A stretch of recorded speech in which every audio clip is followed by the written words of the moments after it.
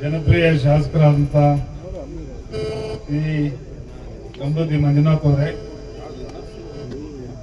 ತಾಲೂಕಿನ ಜಾತ್ಯತೀತ ಜನತಾದಳದ ಪ್ರಧಾನ ಕಾರ್ಯದರ್ಶಿಗಳು, ಡಿಸಿಸಿ ಬ್ಯಾಂಕ್ನ ನೂತನ ನಿರ್ದೇಶಕರು ಆದಂಥ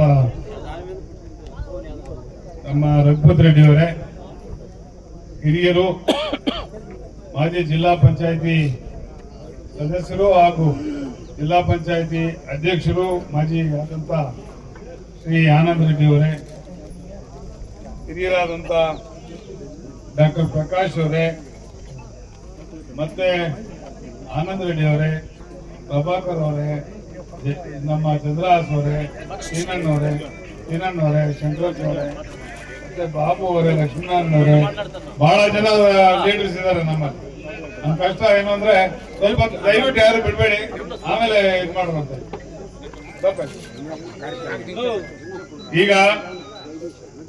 ಈಗಾಗಲೇ ಹೇಳಿದ್ದಾರೆ, ಸಮಯನ ಕೊಟ್ಟಿದ್ದಾರೆ, ಎಲ್ರಿಗೂ ಹೊಟ್ಟೆ ಹಸಿತಾ ಇದೆ, ಬೇಗ ಮಾತಾಡಿ. ಬಹಳ ಇಂಪಾರ್ಟೆಂಟ್ ಆಗಿ ನಮ್ಮ ಶಾಸಕರು ಮಾತಾಡೋರು ಇದ್ದಾರೆ. ದಯವಿಟ್ಟು ಒಂದ್ 2 ನಿಮಿಷ, ಆಮೇಲೆ ನೀವೇನಾದ್ರೂ ಇದು ಕೊಡೋಂಗಿದ್ರೆ ಆಮೇಲೆ ಕೊಡಿ. ಇನ್ನೊಂದು ವಿಚಾರ ತಮ್ಮಲ್ಲಿ ನಾನು ಹೇಳೋದಕ್ಕೆ ಇಚ್ಛೆ ಪಡ್ತಾ ಇದ್ದೀನಿ. ನಮ್ಮ ಶಾಸಕರು ಅನೇಕ ಬಾರಿ ಶಾಸನಸಭೆಯಲ್ಲಿ ಮಾತಾಡಿದ್ರು ಕೂಡ ಸರ್ಕಾರಕ್ಕೆ ದಪ್ಪ ಚರ್ಮ, ಸೂಜಿನಲ್ಲಿ ಚುಚ್ಚಿದ್ರು ಆಗ್ತಾ ಇಲ್ಲ, ದಬ್ಬಳದಲ್ಲಿ ಚುಚ್ಚಿದ್ರು ಕೂಡ ಆಗ್ತಾ ಇಲ್ಲ. ಅಷ್ಟು ಚುಚ್ಚಿದ್ರು ಕೂಡ ಇನ್ನೂ ಅನುದಾನ ಸರಿಯಾಗಿ ಕೊಡ್ತಾ ಇಲ್ಲ ತಾಲೂಕಿಗೆ. ಇಂಥ ಆಕ್ಟಿವ್ ಆಗಿರ್ತಕ್ಕಂಥ ಶಾಸಕರಿಗೆ ಕೊಡ್ಲಿಲ್ಲ ಅಂದ್ರೆ ಇನ್ನು ಆಕ್ಟಿವ್ ಆಗಿ ಇಲ್ಲದೆ ಇರ್ತಕ್ಕಂಥ ಶಾಸಕರಿಗೆ ಏನ್ ಕೊಡ್ತಾರೆ ಅನ್ನೋದನ್ನ ಯೋಚನೆ ಮಾಡಿ. ಈಗಾಗಲೇ ಒಂದು ಅವ್ರ ಮುಂದೆ ಬಂದಿದೆ ಸ್ಯಾಂಕ್ಷನ್ ಆಗಿ, ಅವರೇ ಹೇಳ್ತಾರೆ, ತಮ್ಮ ಮುಂದೆ ಹೇಳ್ತಾರೆ ಎಷ್ಟು ತಾರತಮ್ಯ ಮಾಡ್ತಾರೆ ಸರ್ಕಾರ ಇವ್ರಿಗೆ ಮತ್ತೆ ಅಧಿಕಾರದಲ್ಲಿರೋ ಶಾಸಕರಿಗೆ ಅಂತ. ಬಂಧುಗಳೇ, ಹೆಚ್ಚಾಗಿ ಮಾತಾಡೋದಕ್ಕೆ ಇಷ್ಟ ಇದ್ರೂ ಕೂಡ ಈ ಸಂದರ್ಭ ಅರ್ಥದಲ್ಲ, ಎಲ್ರಿಗೂ ಹೊಟ್ಟೆ ಹಸಿತಾ ಇದೆ. ನಮ್ಮ ಜಗದೀಶ್ ಅವರು ಬಹಳ ಚೆನ್ನಾಗಿ ಈ ಒಂದು ಸಭೆಯನ್ನ ಆಯೋಜನೆ ಮಾಡಿದ್ದಾರೆ. ಹಾಗೇನೆ ಏನು ಇವತ್ತು ಈ ಭಾಗದ ಜನತೆಗೆ ಒಂದು ಒಳ್ಳೆ ಕಾರ್ಯಕ್ರಮ. ಯಾಕೆಂತಂದ್ರೆ ಹಸುಗಳನ್ನ, ಜಾನುವಾರುಗಳನ್ನ ನೋಡ್ಕೊಳ್ಳೋದಿಕ್ಕೆ ಒಬ್ಬ ಡಾಕ್ಟರ್ ಬೇಕೇ ಬೇಕು ಈ ಭಾಗದಲ್ಲಿ.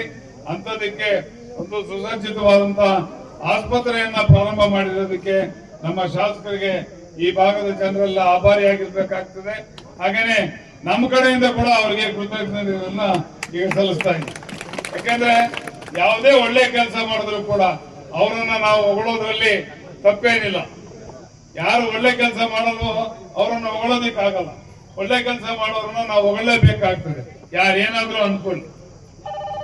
ಕೆಲವರು ನನ್ನ ಬಗ್ಗೆನೂ ಹೇಳ್ತಾರೆ, ನಾನು ನಿರ್ದೇಶನ ಆಗಿದ್ದೆ, ಮತ್ತೆ ಅನೇಕ ಕೆಲಸಗಳನ್ನ ಮಾಡಿದ್ದೀನಿ, ನನ್ನ ಬಗ್ಗೆ ನಾನು ಹೇಳ್ಕೊಳ್ಳುವಂಥದ್ದೇನಿಲ್ಲ.